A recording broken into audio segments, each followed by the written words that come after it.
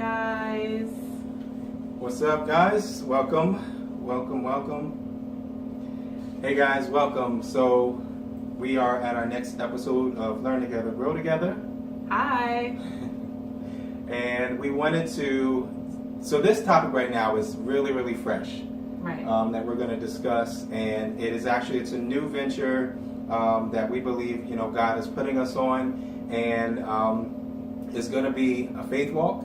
It is a faith walk. It is a faith walk, and it can be a scary situation to be in, but we are believing for greater things for the family, for Tisha and I, and so we'll get right into it.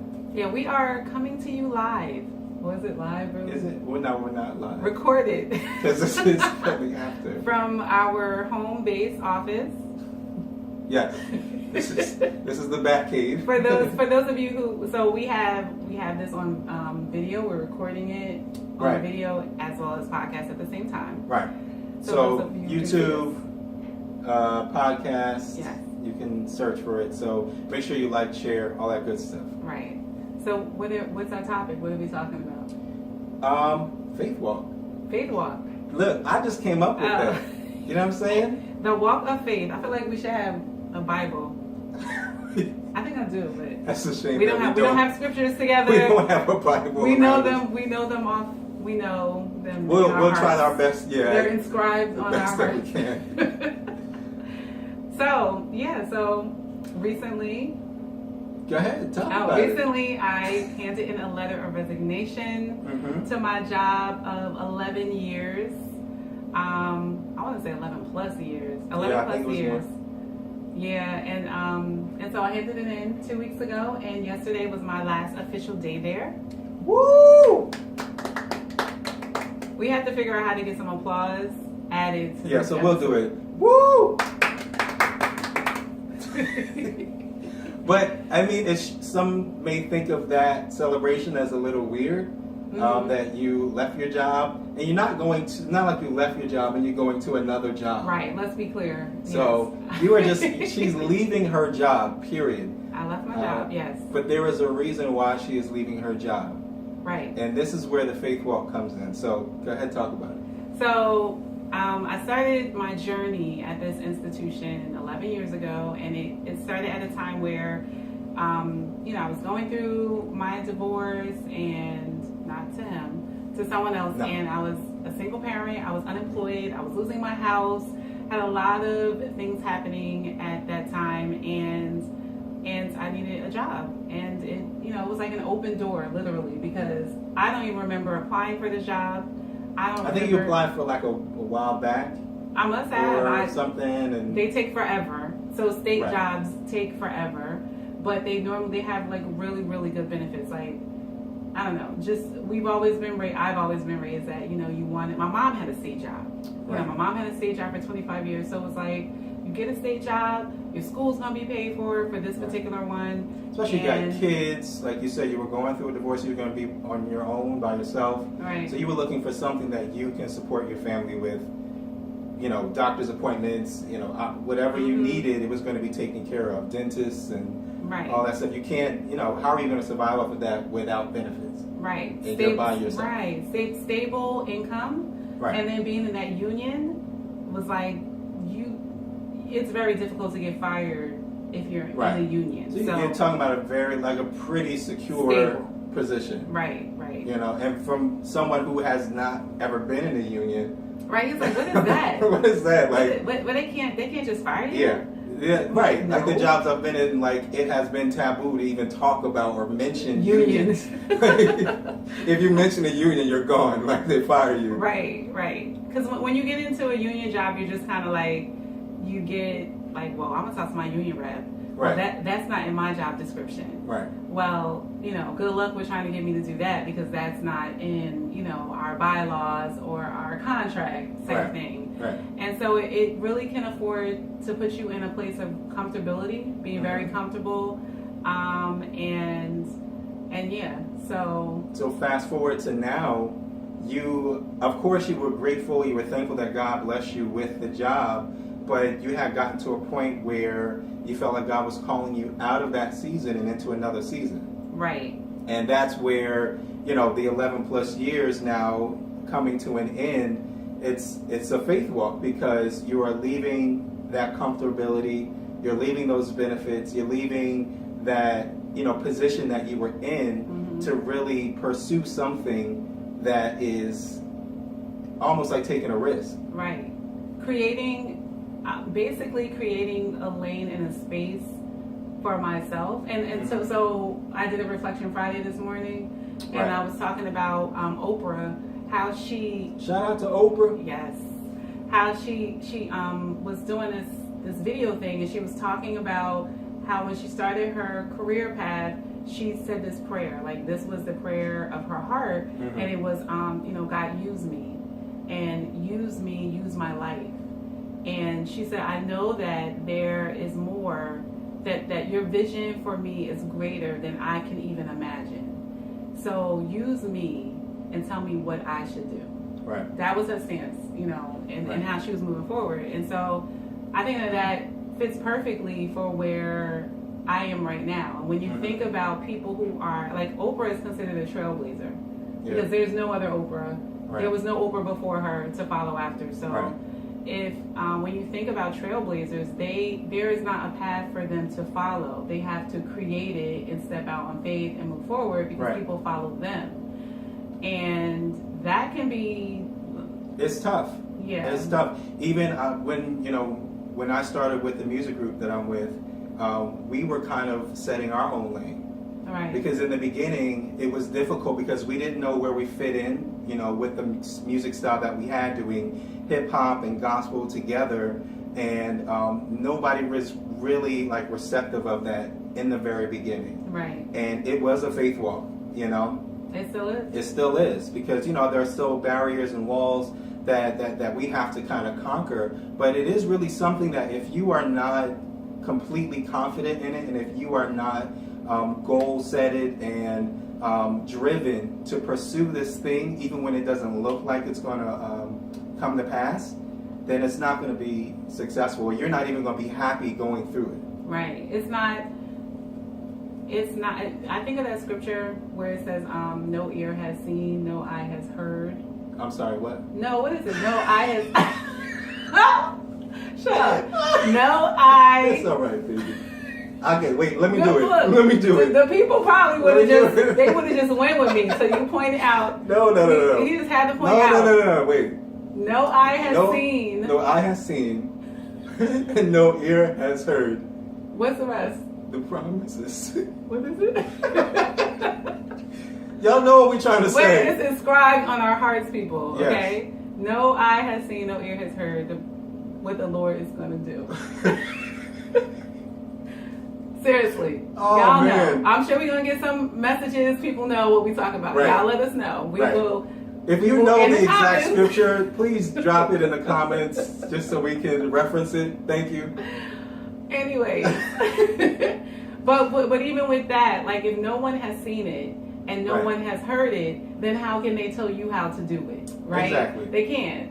So Bring it home, baby. What? Hey, they can't. listen So now. only one person can tell us what his promises are and how the path is Right. going to be. And Right. so that's even, you know, when I think about Nikeo as well. Mhm. And so And you really have to be in tune to what God is telling you to do, because you're going to hear the negativity. You're going to hear the things that are not putting you in the right position from other people, because they have never seen it or heard of it before, trying to give you advice. So if you're not in tune with what God is telling you, then you could be tripped up. You can make mistakes and, not go on the right path. Mm-hmm. So, yeah. And you have to, and so your faith steps Mm-hmm. may seem crazy to other people, or may not seem like what someone else did, Right. or how some other people handled X, Y, and Z, Right. because they're your steps, right? And Of so course. you're paving a new way. So, just as a note for those out there who are taking that faith walk, don't base your steps, don't base your path off of always of what other people are telling you to do. Because they're not always going to give you the right advice. They're not always going to give you the right tips and the right steps to take. You have to really be in tune with, one, what your passion is, Right. and what you're looking to do, what you're looking to accomplish out of it all. And two, what God is telling you to do. What is He putting in your heart? Right. You know what I mean? Sometimes you got those gut feelings, you got those intuitions. That is the Holy Spirit giving you those little, steps and whispering in your ear and telling you, hey, you need to build this connection. Hey, you need to start reaching out to these people. Hey, you need to leave your job. Hey, you need to do this, that, and the other. And you really have to be in tune with that so that you don't get sidetracked by other people. And it's going to be uncomfortable. It may not, well, I'll say the key thing is that you have to be obedient, right? So if God is going to tell you to do something, or he's going to impress upon your heart, and we got confirmation over confirmation over confirmation, because it's not easy to just do stuff that other people are not doing, right? So I think you have to be obedient, and if you're, what was that? Yeah, you have to be obedient, and what may seem crazy or out of the norm, or maybe even not what you want to do, right? You still have to do that. You still have to be obedient in that, right? And how the Bible also says that obedience is better than sacrifice, right? Because you can even feel like, well, I'm just going to stay at this job and I'm just going to work really, really hard. I'm going to keep these benefits, not obey God, but I'm just going to sacrifice, stay up late, work from check to check, and still not be where I want to be, and feel like that's being, doing what God is calling you to do. But if it's not being obedient, then that's not going to put you in the position where you need to be. Right. You need to be obedient over being sacrificing things. You feeling like it doesn't make sense.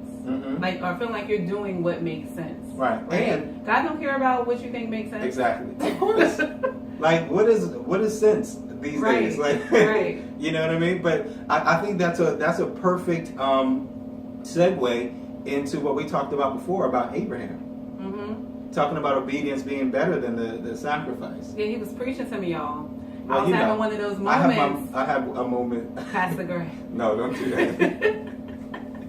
I was out having my moment where I'm just like, okay, I know you want me to do this. I'm going to do this, but really? Right. Really these benefits, though. But really, and then I had my mantra became, my God is bigger than I believe that my God is bigger than my benefits package and my salary, right? And so me not being obedient is saying, like, God, you don't have this. Like, you can't take care of this. Yeah. But sister was still like, you sure? Right. Can I see another sign, Lord? Driving in that day. Can I hear another word from you? You really sure? Can somebody else give me a prophecy? I know these other 5 people gave me prophecies, but can I get one more? Right. You give me dreams and all kinds of dreams stuff. And visions. But still. And then my husband came up, Pastor Gray. Don't do that, okay? Don't do that. When Pastor Gray got on board, I was like, all right, Lord. Just talk about what we talked about. Stop. Well, you tell them. You told. So basically, I kind of used the story about Abraham and when God called him to take his son up to the mountain to sacrifice him. Right. And at that time, that was Isaac was important to Abraham. That was his son. That meant the world to him. And for God to tell him to sacrifice that thing that meant so much to him was a struggle for Abraham. Right. And I know he had second thoughts. I know he was like, well, maybe I should, maybe I shouldn't. Can I hear another sign? Can I see something else, God? Can you give me a prophecy? As he was walking up this mountain, Abraham ain't even, the thing was though, Abraham ain't even tell nobody what he was doing. True. Like, he ain't go to his wife and be like, Facts. All right, what do you think about this? Abraham Facts. was like, God told me. Yep. So that was good. Good, baby. Good. So, I think we all get in that moment sometimes where we all have our Isaacs. Right. Those things that kind of mean a lot to us, whether it be, and it doesn't always have to be, money. It doesn't always have to be a material thing, but it could also be something like benefits. It could also be something like comfortability, and feeling secure. That can be like pride. It can be pride. It can be whatever it is. God is, will sometimes put you in a position to where you have to, sacrifice your Isaac. Right. And we were talking about the whole obedience being better than sacrifice, that God is not really looking for you to sacrifice something. Like that's the the action of it. What he's really looking for is your obedience. and saying that you're going to put God before these other things, and you're going to believe God to provide for you, to take care of you. And the same thing that happened to Abraham, God provided a ram in the bush. We believe God is going to provide a ram for this family and for Letitia as she goes into this new venture. It's almost like God's not, he's asking you to sacrifice, but he's not really asking you to sacrifice. He's asking you to allow him to bless you. Right. Exactly. Right. Yeah. So we get caught up sometimes with, God, I don't want to give this up. I don't want to give that up. That's not the point. The point is God wants you to trust him. He said, I want you to trust me. I don't want you, stop looking at the physicality of it and look at the spirituality of it. I want you to put your trust in me. And that's, in essence, what Oprah was saying. Use me. Use my life. Like, this is not belonging to me. Like, I know that you created me with a purpose, so let me go to the Creator to find out what that purpose is. What should I do? How should I move? And so, like, that's what we're walking on. Like, what did you call us to do? Right. Because we out here in these streets of itself. What is going on here? These folks up here using people and all kinds of stuff or whatever. But and it wasn't even like, I mean, you were at this job and you enjoyed the camaraderie of, some of the coworkers you had there. Yeah. But it's not like you were even completely happy. No, so that's another thing. So so as I approached my 40s, I began to really question. So, guys, let me just preface this by saying I have a podcast on Tisha Talks Topics, and it's like 3 parts, and it talks about this whole build-up and not build-up, but this whole journey and the evolution of this choice that we made, right? Right. And so it really breaks it down so you can kind of understand how, in our lives, how God works and how there's so many different dynamics that happen and take place, but really just to get you out of your comfort zone. Right. Right? Because I had gotten to a place at work where I was completely uncomfortable. Like, I did not like what I was doing. I was not being handled properly, underutilized. Oh my gosh. There's just a lot of drama there. And again, we can get so trapped into the Isaac, the reason why she stayed there this long was because of the benefits, because, that was your Isaac and you weren't willing to give it up at the time. And because of that, you were suffering all these other things that you didn't have to suffer with. Right. Because you were holding on to this Isaac, these benefits and this comfortability and having a secure job. But, I really think that, I think we're in a season now where we're just like, what's our thing for the year? We said uncommon decisions. Execute visions. So you got to make some decisions that don't make sense. Right. You got to make to others. To others. Of course it makes sense to you because you know that God put that desire in your heart. But, just like Abraham, we can't discuss everything with other people. We can't go for other people to get advice when they know that they're not giving us, God-given advice. Like sometimes, or when they haven't been called to walk the walk that you've been called to walk. That too. Right? That too. Because sometimes people will give you advice that is well meant, but it's just not what. And nothing against those people, because people could really have a genuine desire for you to have the best, so they want to set you up in the best way. But like you said, if they have never been in that faith walk before, that could be an uncommon decision for them. Something that's out of the ordinary and, just seems strange. But you can't let that affect you. And I'll definitely say, as a woman who is a helpmeet to her husband, I definitely could not have made the move that I made without his say it. Go ahead. His buy-in. No. Approve. Go ahead. Approve. Without him being on board. Without me co-signing. Without me signing off on it. Right. Without him signing off on it. That's right. But I mean, and if I wasn't in the position, thank God, that he kind of put me through that journey already, with the music group and everything, so that when it came to you, it wasn't something that was so strange for me. Right. To really just take a leap of faith and go out there and just do it. because I think we've been in a lot of situations where we had to just trust God. Yeah. You know, from getting kicked out of our apartment to not having a place to Crazy. live and being taken to court, you know what I mean, for rent and things like that. Like, we've been in situations where we had to trust God.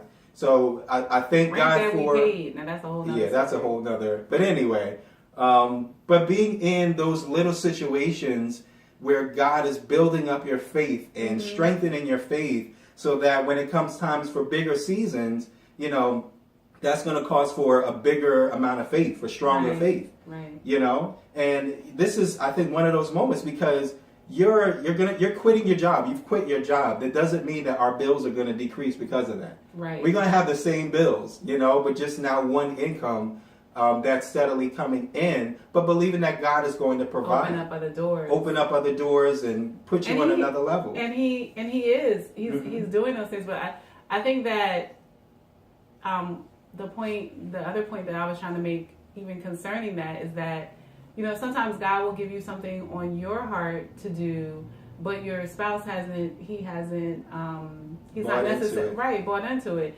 And so God, even through all these different transitions and all this stuff, because there were transitions I went through individually, but transitions we went through together, and transitions he went through, you know, individually. And it was just like you say, God preparing us. Yeah. But I think when I knew it was really going to happen, I was really going to leave, is when he was on board. Hey. When he was on board, then I was like, All right, oh, let's then I do started it. getting scared. Because before, Oh, trust God? Oh, let's do it. You want to quit? I want to see. Let me be there. I think that's around the time when we started having that Isaac and Abraham conversation. Yeah. Because before, like, I'm like, yeah, we're gonna do this, Yeah. but I didn't really have the like stamp of approval. I didn't really have the Right. stamp of approval. But then when I started getting the stamp of approval, I'm like, Right. are we really gonna do it? Yeah, I was calling your bluff. And what do I always say? You know, when things like are going crazy and there's an opportunity for you to get paranoid or whatever, I usually say, like, if you don't see me... Yeah, I'm usually all over. Like, Yeah. what we gonna do? What we gonna do? What we gonna Right. do? And I usually tell, I said, look, if you don't see me sweat, then you don't see me. You don't sweat. If you don't see me going crazy, then you don't go crazy. If I'm sitting here and I'm calm and I'm just trusting God, then do what I'm doing. You know, follow me as the head. So I think that was a perfect, you know, comparison to this. You check it. Hey, look, I'm thinking of quitting my job. What you say about that? I'm like, let's go.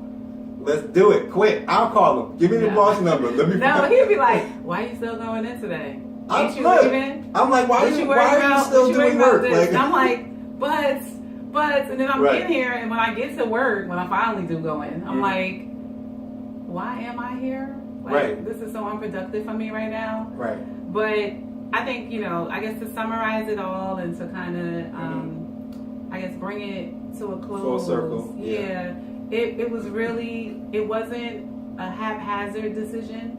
It's something that had been building over years. Yep. It took a while to get yeah. to where we're at right now. Over years in preparation, but there were clear things, like God would give me dreams and give me visions, and things would happen in His life. And like, people there were even clear... like gave me prophecies about. Oh, right, I forgot about that. Yeah, too. about me, you know, being in a position where I would be able to sustain the household and Right. the family, so that you can. I could choose to work or not. Right, That's exactly. what was said. That's we need what- to yep. we need to play that back. Mhm.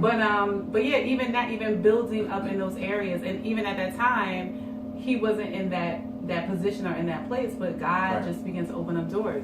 You know, Right. even with the benefits. I know that's a question. Everybody like, well, do you got benefits? You gonna be on Obamacare? Right. Right. Like, no, he has benefits. Well, we got benefits. Right, We got that- benefits. And right, God, it just- and God has really put us in a way where, although, you know, I would be, you know, technically the only one kind of working, you know, as far as a secure job, 9 to 5, but I still have the opportunity to pursue the music and to do the music. You'll still have the opportunity to do what you need to do and expand your business, you know, in entrepreneurial journey as well. Mm-hmm. So, you know, we would just believe that God is just setting up so many things to take place. Mm-hmm. And there's no way we're going to go through 2019 without having a testimony at the end of it. That's what we're believing for. We're standing firm on that. Well, and we also knew at the close of 2018 that we were not, that 2019 was not going to be a repeat of 2018. 2018 hit us hard. Like 2018, it was like Tommy like a Hearns Mack truck. from the Martin episode. We was like, I don't want to play no more at all. Like, I'm done. Right. What, Jesus? What Right. do you want me to do? 2018, and to have all those things happen in 2018 when you are technically checking off all the boxes Yeah. that the world tells you to check off. Right. Our bachelor's got it, master's got it, Mhm. job got it, Mhm. house got it, Experience 2 cars got got it. it, like, Yep. you know, married got it. Like, Mhm. okay, well, why all this kicking off? And I say all that to say that, you know, you have to, when you're in a place of being uncomfortable, Mhm. that you have to look at that thing as things not happening to you, Right. but things happening for you. That's the time to celebrate. Right. When you Like, start okay, getting uncomfortable, Lord. like God, what do you got going on? What are you cooking up? Right. And Is not that- running from those things. Right. Don't run from Yep. uncomfortability. Do Right. not run from that. Right. It should be your prayer that God will make comfortability uncomfortable for you. That when you Right. start to get comfortable, I you had start to think about it. Yeah. Listen. Pastor. Let God make comfortability. I don't even know if that's how you say it. Comfortability uncomfortable for you. Make your comfort uncomfortable. Yes. You should always be in a position where God is stretching you, God is grooming you and strengthening you for something greater. Right. Right. Yep. Right. Because So- that's how growth happens. That's Yeah. how evolution happens. That's how things evolve. Yep. And if you want to walk in what you're really called to do, you're going to have to do something different. And You have to so, make those uncommon decisions. uncommon decisions, the Yeah. ones that God has told you to make them. Yes. Be in tune with what He's telling you to do. But So guys, we hope that you've been encouraged by Yeah. our journey. We will definitely keep you abreast on the things. Yeah. You know, that's what this is all about. and we want to hear what are your goals? What are those things that God is putting on your heart to do for 2019?